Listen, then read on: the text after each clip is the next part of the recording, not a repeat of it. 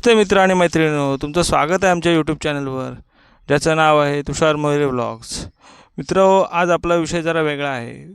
विषयाचं नाव आहे दीदीच्या हिमतीला सलाम. आता तुम्ही विचारलं, ही दीदी कोण?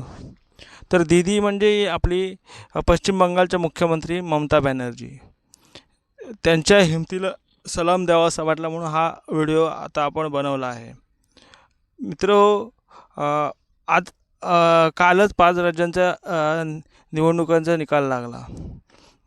परंतु अख्ख्या देशाचं लक्ष हे पश्चिम बंगालवर लागलं होतं, कारण तिथे खरी टक्कर होत होती.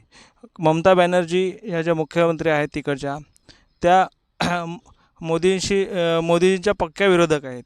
त्याच्यामुळे त्या निवडणुकी निकालावर सर्व देशाचं लक्ष लागलं होतं. परंतु निकाल थोडा वेगळा लागला आहे की पश्चिम बंगालच्या आपल्या ज्या मुख्यमंत्री आहेत त्यांचा पराभव झालेला आहे. तिकडे भाजप आणि तृणमूल काँग्रेस यांच्यामध्ये खास टक्कर होती आणि तिथल्या प्रचारासाठी आपल्या देशाच्या पंतप्रधानांना मैदानात उतरावं लागलं होतं. दिल्लीतला कामधंदा सोडून आपले पंतप्रधान नरेंद्रजी मोदी तिकडे प्रचारासाठी गेले होते. तिकडे त्यांनी पूर्ण भाजपचे फार मोठमोठ्या नेत्यांची फौज उतरवली होती. तरी देखील तिकडे भाजपला पाहिजे तसं यश मिळालं नाही आणि दीदीचा पराभव झाला. मोदींनी फार मोठमोठे नेते मैदानावर उतरवले आणि फार मोठमोठी आश्वासनं तिथल्या जनतेला दिली. स्थानिक लेवलचे समस्या मांडल्या आणि त्याच्यावर आम्ही उपाय करू असं देखील सांगितलं. तरी देखील मोदींना पाहिजे तसं यश तिकडे मिळालं नाही आणि दीदींचा निसटत्या काही जागांनी पराभव झाला. परंतु दीदीने निकराने लढाई केली. दीदी घाबरली नाही. तिने भाजपच्या आरोपांना सडेतोड उत्तरं दिली आणि दीदीने माघार घेतली नाही. दीदीचा पराभव करण्यासाठी मोदींना तिकडे जाऊन झालमुरी खाण्याची नौटंकी देखील करावी लागली. तो व्हिडिओ तरी तुम्ही बघितलाच असेल की सोशल मीडियावर तो एक व्हिडिओ व्हायरल झाला होता की मोदीजी एका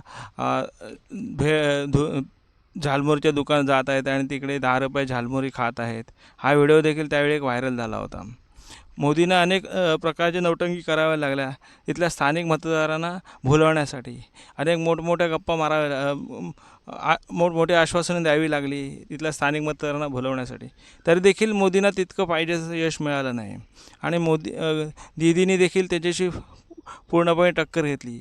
मोदींची सत्ता ही केंद्रात आहे आणि त्यांच्या ताब्यात ED, इन्कम टॅक्स, निवडणूक आयोग अशा अनेक सरकारी संस्था आहेत. त्या सगळ्या संस्था असून देखील दीदीने त्यांच्याशी टक्कर घेतलेली आहे. म्हणून आपण या विषयाचं नाव दिलं आहे दीदीच्या हिमतीला सलाम. चला मित्रांनो, मी तुमचा निरोप घेतो आणि आता आपण पुढच्या वेळी एका नवीन विषयावर बोलू आणि नवीन विषयावर चर्चा करू. जय हिंद, जय महाराष्ट्र, जय भारत.